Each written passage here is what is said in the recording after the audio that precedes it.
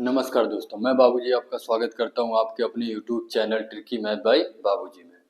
SSC GD के daily 20 question करा रहे हैं, ठीक है, और बेहतरीन क्वेश्चन करा रहे हैं, ठीक है। आज 6वीं क्लास है और बेहतरीन क्वेश्चन 20 क्वेश्चन है जो तुम्हारा दिमाग आराम से हिला देंगे, ठीक। आ जाओ, पहले क्वेश्चन।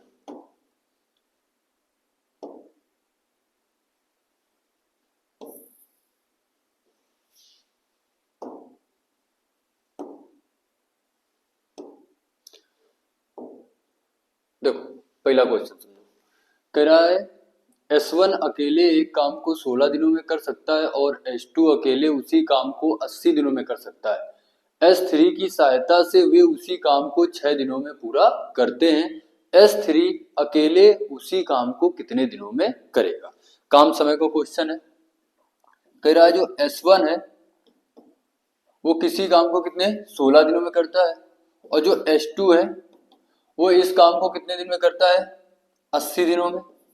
और कह रहा है S3 की सहायता से, यानी कि S1 S2 तो कर ही रहे हैं और S3 भी इनके साथ में लग गया है, तो S1 plus S2 plus S3 तीनों मिलकर इस काम को कितने दिन में करते हैं? 6 दिन में, ठीक। इनका लो एलसीएम, इनका एलसीएम ले लो, तो इनका एलसीएम कितना आ जी? 240। कितना आ जी? 240, ठीक। 16 का भाग कितने बार जी? 15 बार। और 80 का भाग कितने बार जी? 3 बार। और 6 का भाग कितने बार जी? 40 बार, ठीक। तो जो हम एलसीएम ले रहे हैं वो क्या है हमारा? कुल काम। तो 240 कुल काम है। S1 की क्षमता कितनी है? 15। S2 की क्षमता कितनी है? 3। और S1 S2 और S3 की टोटल क्षमता कितनी है? 40। अब देखो, हमें ये बात पता है कि तीनों की क्षमता कितनी है? 40 है। और S1 की क्षमता कितनी? 15। और S2 की कितनी है? 3 है। तो S1 और S2 की अगर क्षमता जोड़ के और S1 S2 S3 में यह माइनस कर दें तो S3 की क्षमता आ जाए, यानी कि 15 और 3 कितना हो जाए? 18। 40 में से अगर 18 माइनस कर दें तो 22 क्षमता की घेरा जी S3 की। और S3 एक दिन में कितना काम कर रहा है? 22 करेंगे, कितना है? 240। तो S3 240 काम का कितने दिन में करी, यानी कि 22 क्षमता से। काट दो तो ये कितना आ जी? 120/11। 120/11 बी नंबर सही है, 120/11। अगला क्वेश्चन देखो, ये देखो। कह रहा है एक वस्तु के क्रय मूल्य और विक्रय मूल्य के बीच 120 रुपए का अंतर है। यदि लाभ प्रतिशत 10% है तो विक्रय मूल्य क्या है? देखो, लाभ कितना है? 10%। CP/SP। क्रय मूल्य कितना मान लें? 100%, ठीक। अगर 10% का लाभ हो तो 100 में से 10 जोड़ दो, यानी विक्रय मूल्य कितना हो जी? 110%। अब बताओ, वो कह रहा है क्रय मूल्य और विक्रय मूल्य के बीच का जो अंतर है वो कितने का है? 120 रुपए का। तो इधर अंतर कितने का है? 10% का। तो 10% का मान कितना हो जी? 120। तो 1% का मान कितना हो जी? 12। 1% का मान कितना हो जी? 12। अगर तुमसे पूछ दे क्रय मूल्य बताओ तो 100% का मान निकाल लो, यानी कि 1200 आ जाए। लेकिन वो तुमसे पूछोगा इस विक्रय मूल्य ज्ञात करो, विक्रय मूल्य ज्ञात करो, यानी कि विक्रय मूल्य निकालेगा तो हमें इधर कितने गुणा कराना पड़ी? 110 का। तो एसपी अगर निकालने का है तो 12 गुणा कितना? 110, यानी कि 1320। कितना आ जी? 1320। भी सही है, ठीक। आ जाओ, अगला क्वेश्चन देखो। ये देखो, ये बहुत बेहतरीन क्वेश्चन है। कह रहा है 1000 रुपए पर 2 वर्ष के लिए प्राप्त चक्रवृद्धि ब्याज अर्धवार्षिक रूप से संयोजित 464.1 रुपए है। वार्षिक ब्याज दर कितनी है? दर पूछ रहे है, ठीक। मूलधन, मिश्र धन। मूलधन कितना दिए? 1000। अगर मूलधन में ब्याज जोड़ दें 464.1 तो मिश्र धन बन जाए। तो ये मिश्र धन कितना बन जी?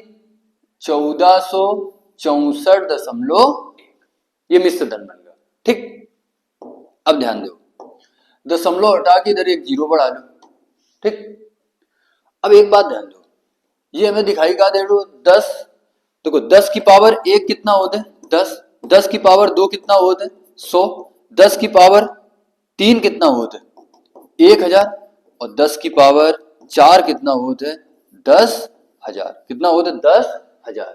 तो ये हमें दिखाई पड़ रहा है 10 की पावर कितना 4, और अगर ये 10 की पावर 4 है तो ये 11 की पावर 4 है, कितना है 11 की पावर 4 है। तो इधर हम लोग क्या लगा दिए फोर्थ रूट, एक के ऊपर क्या लगा दें फोर्थ रूट, एक के ऊपर लगा दें फोर्थ रूट। जब एका बाहर निकली हो तो ये 10 की पावर 4 होते यानी 10 आ जाए, और ये कितना आ जाए 11, यानी कि मूलधन कितना 10, मिश्र धन कितना 11। तो इनसे ब्याज कितना मिली एक, कितने पर मिली 10 पर, इंटू कितना 100, तो इनसे रेट आ जाए कितनी आ जाए 10%। लेकिन ये जो 10% है ना ये छमाही है, वो पूछ का रहे हो वार्षिक ब्याज दर कितनी है। तो अगर 6 महीने के लिए 10% है तो 12 महीने के लिए कितना हो जाए 20%, 12 महीने के लिए कितनी हो जाए 20%, यानी कि वार्षिक दर कितनी है 20%। ठीक है, आ जाओ अगले क्वेश्चन की तरफ बढ़ते हैं। ये देखो करो,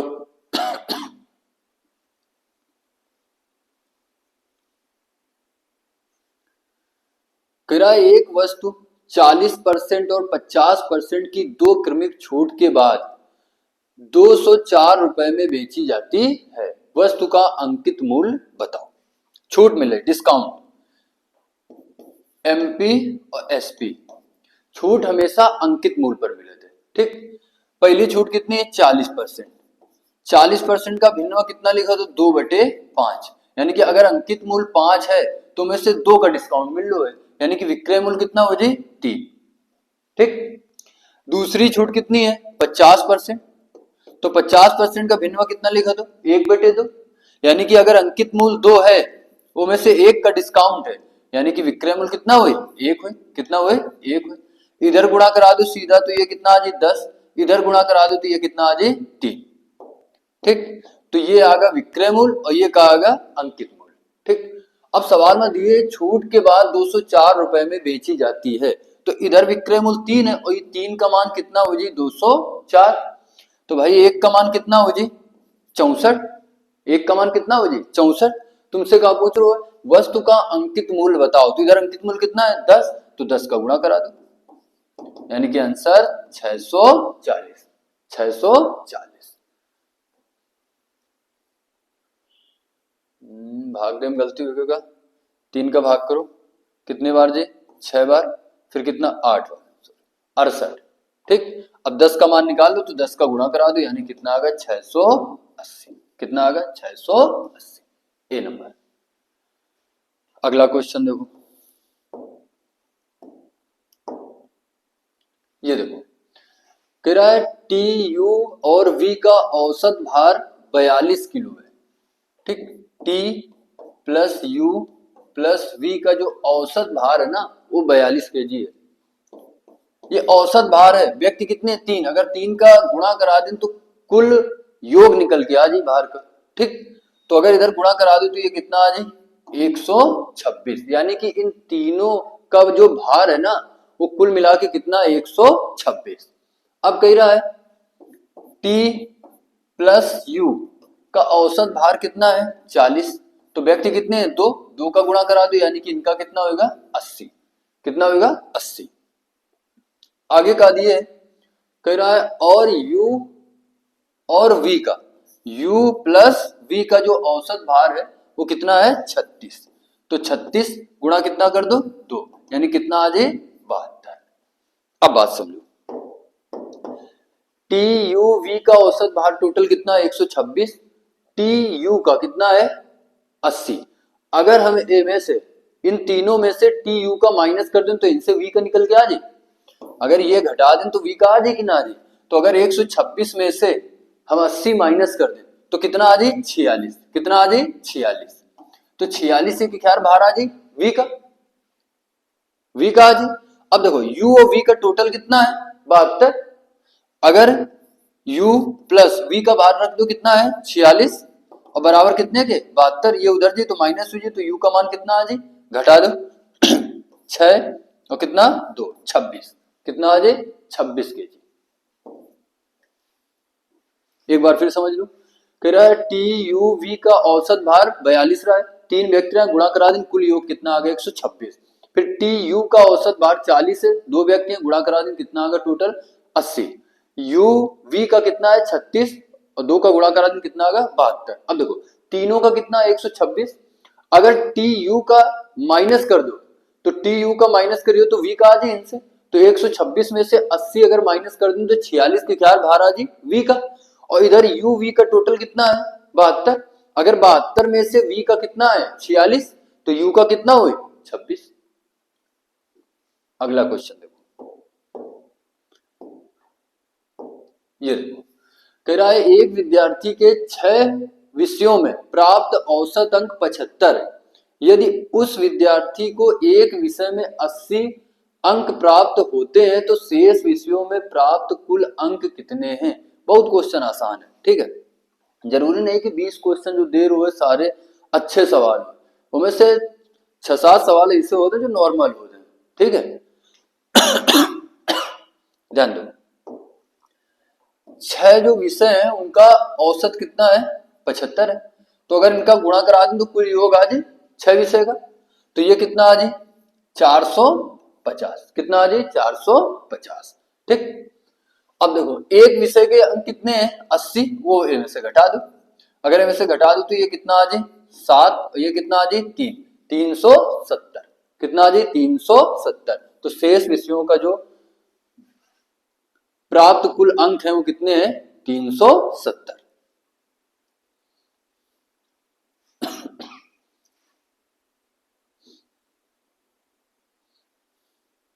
अगला देखो, ये देखो कह रहा निम्नलिखित में से कौन सी संख्या 11 से विभाज्य है। 11 के नियम का होता है, 11 के नियम होते हैं किसी भी संख्या के सम स्थानों तथा विषम स्थानों के अंकों का योग का अंतर या तो 0 या जो अंतर प्राप्त हो 11 का गुणा जो या 11 से भाज्य हो, ठीक। जैसे एक नंबर लिख दें ये और कहते हैं 11 से भाज्य है कि नहीं है, ठीक। तो देखो ये जो एक है ना ये पहले स्थान पर है, एक कहां पर है पहले स्थान पर, और 3 कहां पर है दूसरे स्थान पर, 4 कहां पर है तीसरे स्थान पर, और 8 कहां पर है चौथे स्थान पर। तो नियम क्या कहता है किसी भी संख्या के सम स्थानों तथा विषम स्थानों के अंकों का योग। तो देखो इधर से विषम स्थानों की अगर बात करें धन तो विषम स्थान का हुई 1 हुई और 3 हुई, तो 1 की जगह पर कितना है 1 और 3 की जगह पर कितना है 4 है, तो इनका योग कितना हो जी 5।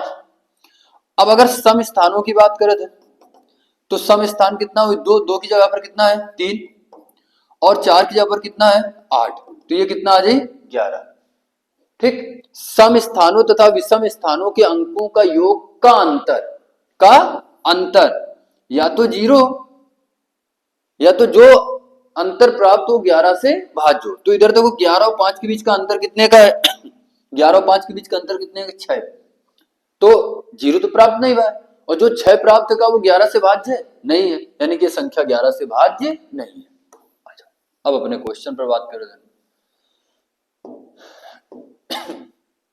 देखो 11 से करो कौन सी संख्या भाज्य है, हमें पता है सम स्थानों तथा विषम स्थानों के अंकों का योग का अंतर कितना हो चाहिए 0 या तो 11 से भाज्य। इधर देखो 9 6 कितना हो जाए 15 और 1 और 4 कितना हो जाए 5, तो इनका अंतर कितने का है 10 का, 10 में 11 भाग नहीं जाते, यानी कि ये गलत है, ठीक। इधर देखो 8 और 6 कितना हुए 14 और 9 और 2 कितना हो जाए 18, तो 18 और 14 के बीच का अंतर कितने का है 4 का, 11 से भाज्य नहीं है। इधर देखो 5 4 9 और ये कितना है 8 और 7 कितना हो जाए 15, अंतर कितने का है 6 का, भाज्य नहीं है, ठीक। अब बचा कौन सा डी, ये सही है, कैसे देखो 8 और 6 कितना होता है 14 और 5 और 9 कितना होता है 14, ठीक। 5 और 9 कितना होता है 14 और इनके बीच का अंतर कितने को होगा 0 का, तो ये संख्या 11 से भाज्य है। अगला क्वेश्चन देखो, ये देखो, कह रहा है सीमा एक काम को 120 दिनों में पूरा कर सकती है, अंजलि उसी काम को 144 दिनों में पूरा कर सकती है और सोनिया उसी काम को 180 दिनों में पूरा करती है। देखो जो सीमा है ना, जो सीमा है वो एक काम के यहाँ कितने दिन में, यहाँ 120 दिन में, यहाँ, और जो अंजलि है ठीक वो कितने दिन में कर रही है, 144 दिन में यहाँ, और जो सोनिया है ना, सोनिया है वो कितने दिन में कर रही है, 180 दिन में। तो इनका एलसीएम, इनका एलसीएम कितना आ जाए,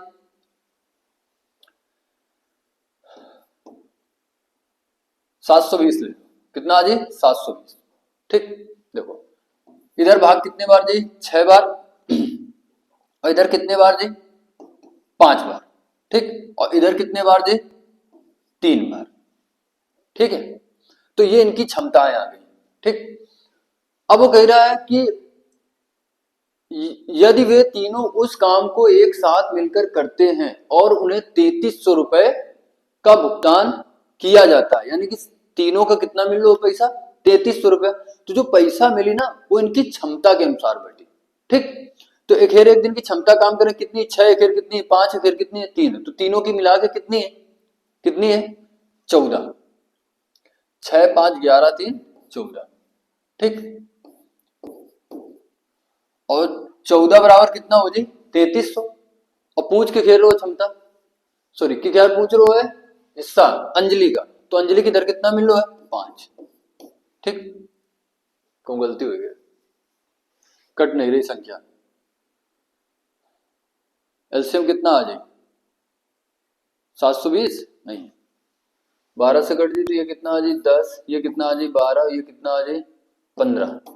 ठीक, फिर 2 से काट दे तो 5 6 15, फिर 2 से काट दो तो 5 3 15, फिर 3 से 5 1 और कितना 5, फिर 5 से, ठीक 10 20 60 12 6 72, आ तो सही रहा, 12 25 60 18 18 दूनी 36 36 दूनी 72, सही है। फिर गलती कहाँ हो रही भाई, 6 बार, 11 भाग कितने बार जी, 0 5 चौको 20 2, ठीक है 720, 18 भाग 3 बार, तो 6 और 5 कितना हो जाए 11 और 3 कितना 14। ठीक, तो भुगतान में अंजलि का हिस्सा कितना है, अंजलि का, तो अंजलि इधर कितनी है 5, गुणा करो,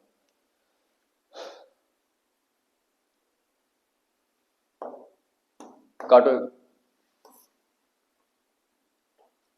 2 से काटो तो ये कितना आ जाए,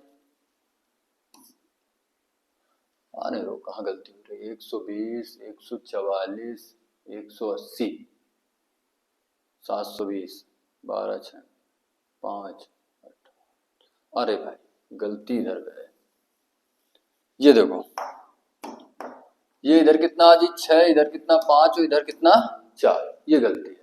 ठीक, अब देखो टोटल क्षमता कितनी हो जी 15, और 15 बराबर कितना हो जी 3300 के। ठीक है, तो भाई यार अंजलि का हिस्सा पूछ रहे हो तो कितने गुणा करा दो 5 का, कितने गुणा करा दो 5 का, कितने गुणा करा दो 5 का, काट दो, ये कितने बार जी 3 बार, ये कितना आ जाए 11, कितना आ जाए 1100, आंसर कितना आ जाए 1100, अंजलि का हिस्सा कितना है 1100। ठीक है, भाग दे में गलती है। चलो अगला क्वेश्चन देखो,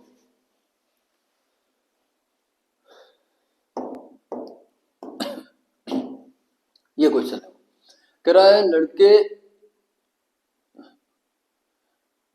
एक 900 मीटर लंबे पुल को विपरीत छोरों पर खड़े हैं।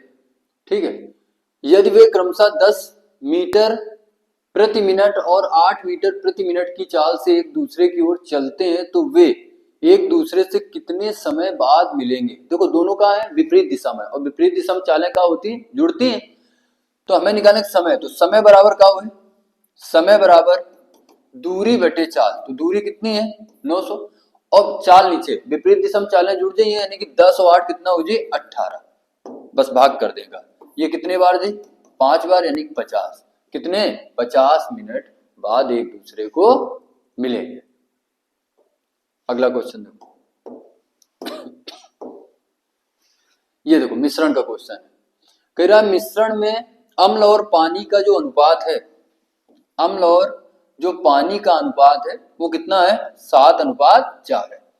यदि इसमें 2 लीटर पानी मिला दिया जाए तो अम्ल और पानी का अनुपात 7:5 हो जाता है। मिलाकार हुआ है पानी, अम्ल की मात्रा बराबर होती है, पहले से बराबर क्वेश्चन में दिए। अब ध्यान दो, पानी अगर मिला रहे हो तो ये पानी बढ़ कितना रहो 4 से 5 हो रहे, यानी कितना बढ़ रहे हो 1, और 1 इधर बढ़ रहे हो तो मिला कितना रहो 2, तो 1 का मान कितना हुआ 2 लीटर, 1 का मान कितना हुआ 2 लीटर।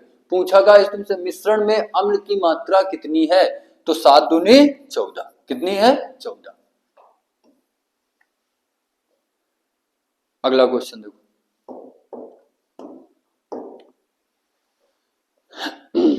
ये करो, कह रहा यदि एक पंखे का विक्रय मूल्य 306 रुपए और हानि प्रतिशत 32% है तो पंखे का क्रय मूल्य बताओ। देखो विक्रय मूल्य कितना दिए 306, अगर 32% हानि हुई, 100 में से 32% हानि हुई रही है तो 100 में से 32 घटा दो, यानी कि कितना आ जाए 68%, कितना आ जाए 68, और इंटू कितना 100, तो इसे क्रय मूल्य आ जाए। भाई विक्रय मूल्य 100 में से अगर 32% घटा दो तो विक्रय मूल्य कितना आ जाए 68%, और 68% का मान कितना दिए 306, तो 100% का मान निकाल लो। अब एक सॉल्व कर लो, काट दो। अगर इधर तुम 68 का भाग करो तो भाग कितने बार जा रहे हो 4 बार, कितने बार 4 बार, तो ये कितना आ जाए 2, ये कितना आ जाए 272, ठीक, माइनस कर दो, कितना आ जाए 4 आ जाए, इनसे कितना आ जाए 3 आ जाए, ठीक।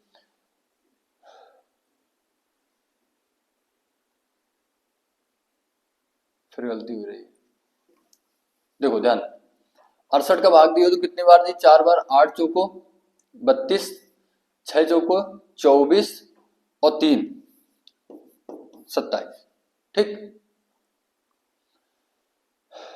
अब बचा कितना 306 में से माइनस कर लो, ये कितना आ जाए 4, ये कितना आ जाए 3, 34, फिर दशमलव लगाओ, जीरो बढ़ाओ, ठीक। अब भाग कितने बार जी 5 बार, 8 5 40, कितने बार जी 5 बार, अब गुणा करा दो तो आंसर कितना आ जाए 450, कितना आ जाए 450। जब एक बार गलती होती ना तो बार बार हो रहा थी, सिर्फ भाग करेगा है और 100 को गुणा करा दे, कितना आ जाए 450। अगला देखो, ये देखो ये मैं तुमसे मासा पूछ रहा हूं, ठीक है, कह रहा 2 की पावर 3 गुणा 3 की पावर 5, एक ये संख्या है, और 2 की पावर 4 गुणा 3 की पावर 6 का मासा ज्ञात करो। मासा क्या होता है, वह बड़ी से बड़ी संख्या, वह बड़ी से बड़ी संख्या जो इन दोनों का भाग कर सके, जो इन दोनों का भाग कर सके, ठीक है, वो क्या होता है मासा होता है। तो जब भी ऐसी संख्या को तुम्हें मासा लेने का है ना, तो तुम्हें ये देखेंगे पहले तो इन दोनों में कॉमन का है, ठीक है, जो कॉमन है ना, और खैर पावर सबसे छोटी लेने का है। इनसे देखो सबसे पहले का देखो 2 कॉमन है दोनों में, कितना कॉमन है 2, तो इधर 2 कॉमन है, इधर 2 कॉमन है। अब 2 की पावर 3 है, 2 की पावर 4, सबसे छोटी पावर लेकर है, एचसीएफ निकालने खातिर सबसे छोटी पावर, तो इधर से ले लो 2 की पावर कितना 3 गुणा, अब देखो इधर 3 है, इधर दोनों में ये 3 कॉमन है, अब 3 की पावर कितना ले लियो 5, ठीक, आंसर कौन सा ए, आंसर कौन सा ए। अगर मैं एलसीएम लेने को तो हमें क्या करने का है, जो कॉमन है वो में से सबसे बड़ी पावर लेने का है, ठीक है। अगला देखो, ये देखो कह रहा है रूट 0.00081 का मान क्या होगा। तो देखो 81 का रूट के बाहर के लिए तो कितने को होते 9 का स्क्वायर होते। अब देखो कितने अंक के बाद दशमलव लगो, 2 2 4 2 6, अगर 6 अंक के बाद दशमलव लगो है और रूट के बाहर निकाल रहे हैं तो 3 अंक के बाद लग जाए, अगर 4 अंक के बाद दशमलव होते तो 2 अंक के बाद लग जाते, ठीक है, अगर 2 अंक के बाद हुई तो 1 अंक के बाद लग जाए, ठीक। तो इधर 6 अंक के बाद है तो हम कितने अंक के बाद लगा देंगे 3 अंक के बाद, ठीक। तो आंसर कौन सा आ जाए 0.00 सी वाला। आओ अगला क्वेश्चन देखो, ये आसान क्वेश्चन है।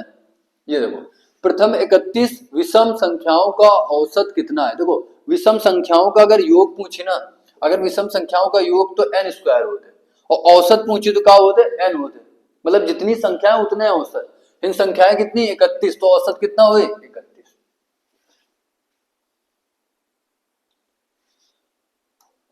अगला देखो,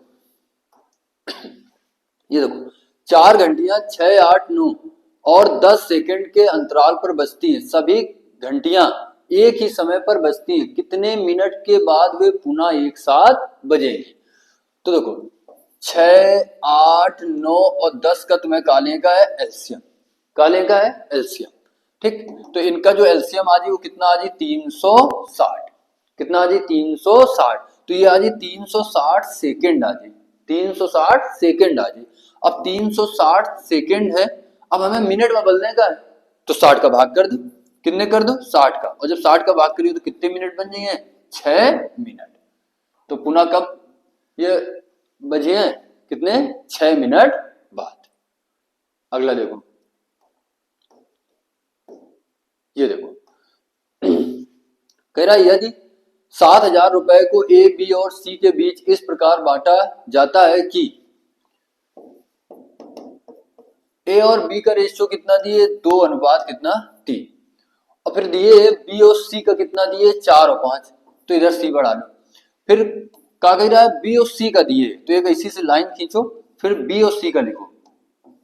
ठीक, और जो जगहें खाली है ना वो भर दो। ये जगह तुम्हें खाली दिखाई दे रहा है तो ओके बगल वाला अंक लिखने का है। ठीक है, बगल वाला, तो ये कितना लिख दियो इधर 3, और इधर ये जगह खाली है तो इधर कितना लिख दियो बगल वाला, ना ऊपर वाला ठीक है और ना नीचे वाला, बगल वाला अंक लिखेगा ये 4 आ जाए। अब तुम्हें सीधा गुणा करा देगा, क्या कर देगा सीधा गुणा, तो ये कितना आ जाए 8, ये कितना आ जाए 12 और ये कितना आ जाए 15। ठीक, तो टोटल इनका हिस्सा कितना हो जाए 35, कितना हो जाए 35। तो ये 35 का मान कितना दिए है 70,000, तो 35 का मान कितना दिए 70,000, तो भाई एक का मान कितना हो जाए 2,000, एक का मान कितना हो जाए 2,000।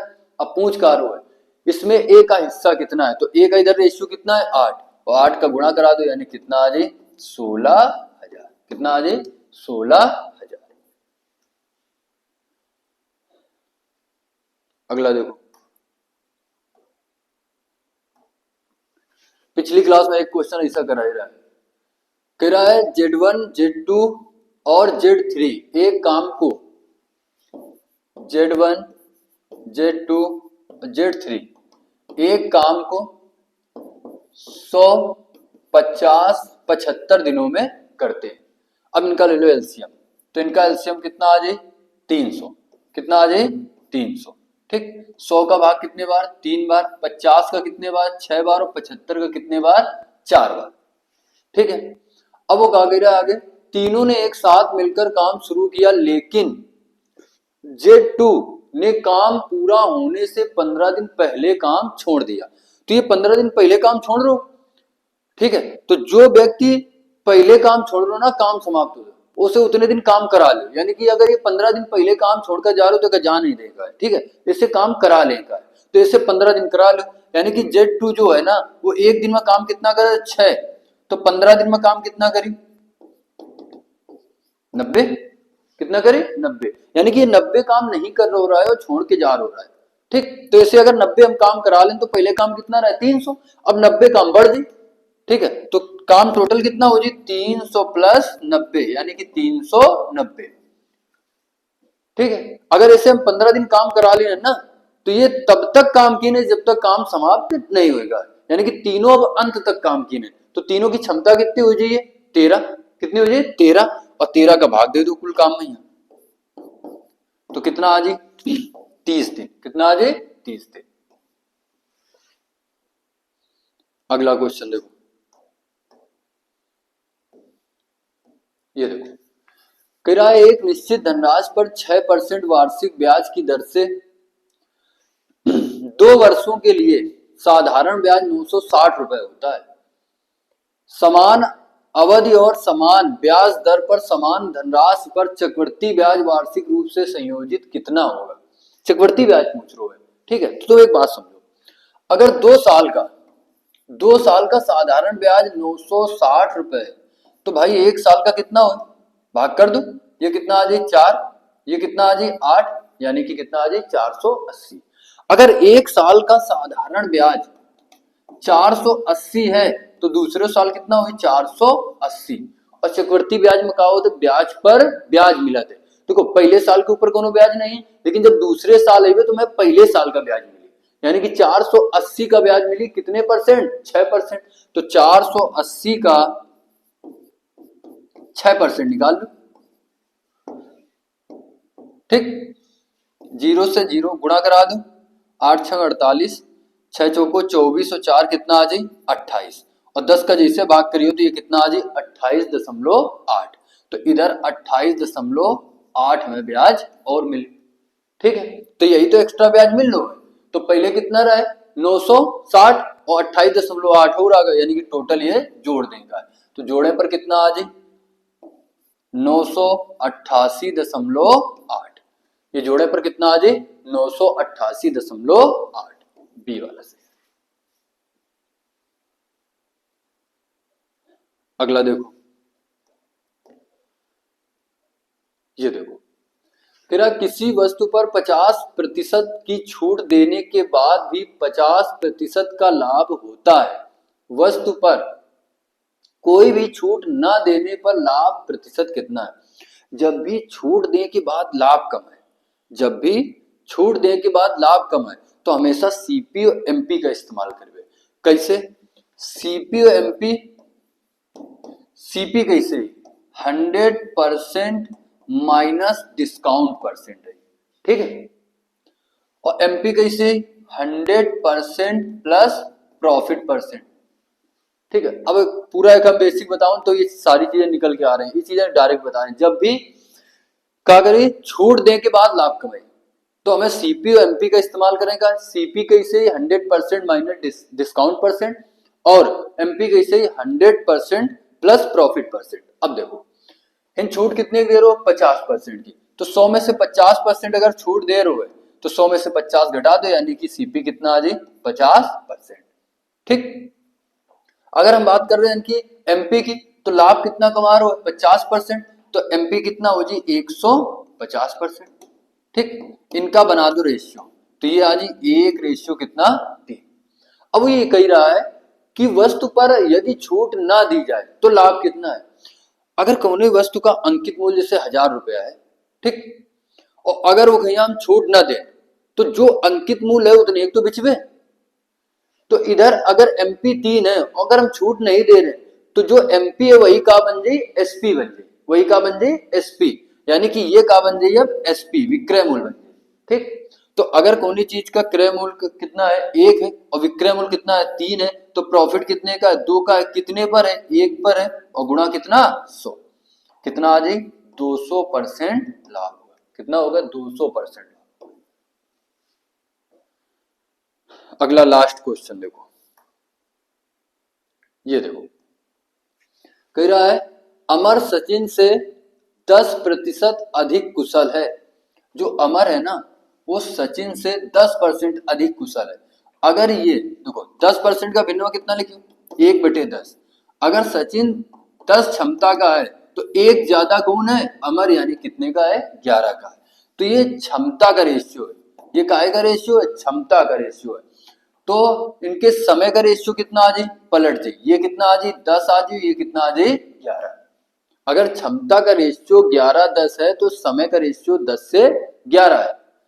क्षमता ज्यादा समय कम, क्षमता कम समय ज्यादा, ठीक। अब इधर देखो जो सचिन है वो कितना समय ले रहे हो 11, और सवाल में यही कह रहे हो कि अकेले सचिन इस काम को 44 दिन में करता है। तो 11 का मान कितना हो जाए 44, तो 1 का मान कितना हो जाए 4, 1 का मान कितना हो जाए 4। अगर 1 का मान 4 होगा तो 10 का मान निकाल लो, अमर इस काम को कितने दिन में करेगा, तो 10 का मान निकाल लो, यानी कितना आ जाए 40, कितना आ जाए 40, ठीक है। तो आज की क्लास हो गए, कितने क्वेश्चन कराए 20, और क्वेश्चन सारे ठीक रहे। अब अगली क्लास में फिर 20 अच्छे क्वेश्चन लेके आए, ठीक है। धन्यवाद, और लाइक और शेयर करब बिल्कुल ना भूलें।